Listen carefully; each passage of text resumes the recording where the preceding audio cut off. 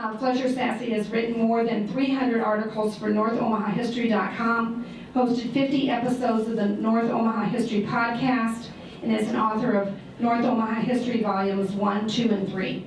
Hello, everybody. Hello. Oh, come on, let's do that again. Hello, everybody. Hello. I just want you to know that I'm going to interject some obnoxiousness for the next hour.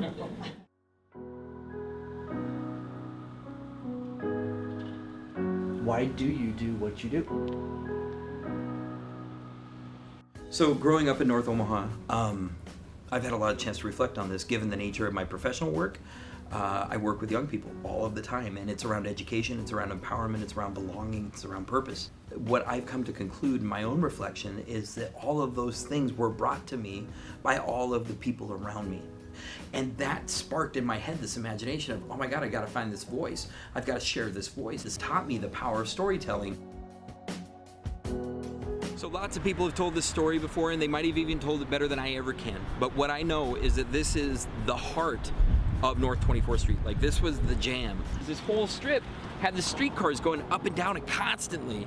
But I'm appreciating how the current conversation around redevelopment isn't about scrap everything that used to be and rebuild it all from fresh. Right. Because it hurt this street so bad. So bad. It's also fun to meet the people that I met online who are really deep and into it, and like, they're a new community for me. I know who this guy is. It's great to meet you. My goodness, you're real. Yeah, you too. I thought you were just kind of a figment of my internet imagination. Same You're on the internet every time. And I'm like, this is great information, but where did it come from? So I'm still researching the article, and I'm going to send it to you first, just like we talked about. You know, I want to make sure that I'm telling the museum story truly. Yeah. Again, there's things here that they have that are hard to find. Like the legacy of the neighborhood is you're the history and reality. So, you know, I'm 35 years old all of a sudden. I've got a kid, I've got a profession, I've got life going on. And it was comfortable enough to be able to look back on my past and say, what is all this stuff hanging on my mental framework? What is that building? What were those people? What did that group do? What was that event? How much of that was true? How much of it was fake?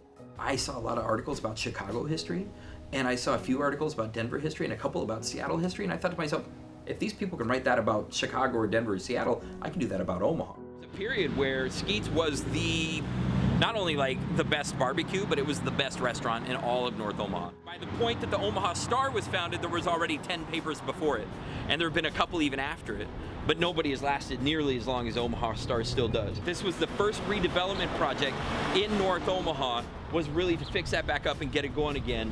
The success of North Omaha at one point was so inevitable. It was so obvious, it was so glaring. Middle-class families thriving, upper-class families woven in, low-income people striving and thriving to build and rebuild.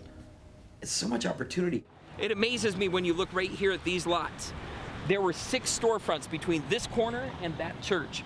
And the 6 storefronts went all the way across. And how much of that infrastructure was around when you were a kid? Were you able to witness a lot of that? Right, by the 1980s, all of this had been decimated. The rioting from 1966, 1968, 1969 eventually came all the way up here. But the whole thing just relied around public transportation, it relied on the working class and the middle class, and today there's none of that left.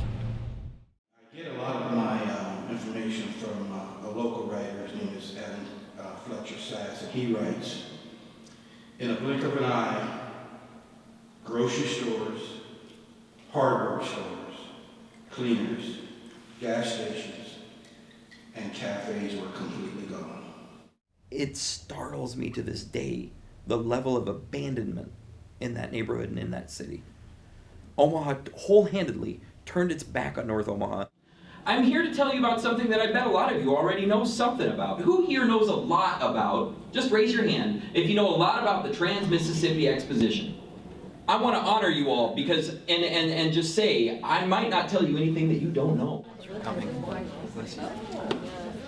My professional work focuses on engaging the historically disengaged in our society, whether they're African Americans, low-income people, people of color of any kind, also low-income whites, undereducated white people. And what I've had to become attuned to, Nick, is the idea that I will screw up in that work professionally. I will not do something right because of my perspective as a white male, as a person who identifies as heterosexual, as a person with an education, as a person with privilege and opportunity, and now economic success even. I can't understand everything with the people that I'm trying to work with. That doesn't mean that I shouldn't try to work with them. In the same vein, that's how I approach history. Omaha history isn't just what was written by the mainstream historians. It's not just what's shopped out by the museums and the Historical Society. That it's really about the uncovered stories, the unknown facts, and bringing those back to the surface and sharing them with people. And people want that. It adds a sense of urgency to tell the stories of people that wouldn't be told otherwise, that are actively repressed, suppressed, oppressed, and denied all the time. And I feel like I'm contributing to a larger narrative beyond myself, and that's what my goal is. It's just, this is my home, this is it. Omaha's my Jamaha because it's always here.